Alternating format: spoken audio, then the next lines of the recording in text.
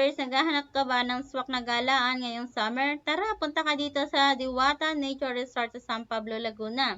Talaga namang sa ganda ng kapaligiran ay maa-amaze ka talaga dahil marami po ditong puno at marami kang pwedeng pagpicturan.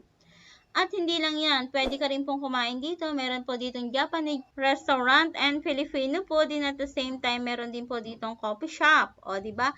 Andito na pong lahat. At kung gusto mo namang mag-swimming, available din po yung pool natin dito. Ang entrance lang po natin sa swimming pool is nasa 300 pesos per head kasama po yung cottage natin.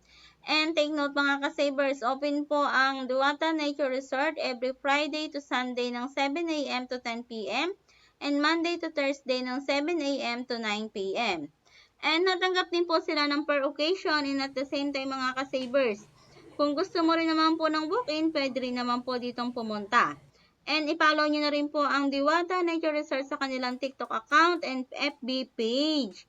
O ano pang inaantay mo mga ka-savers, pasyalan mo na ang Diwata Resort nang isa ka sa makarating dito.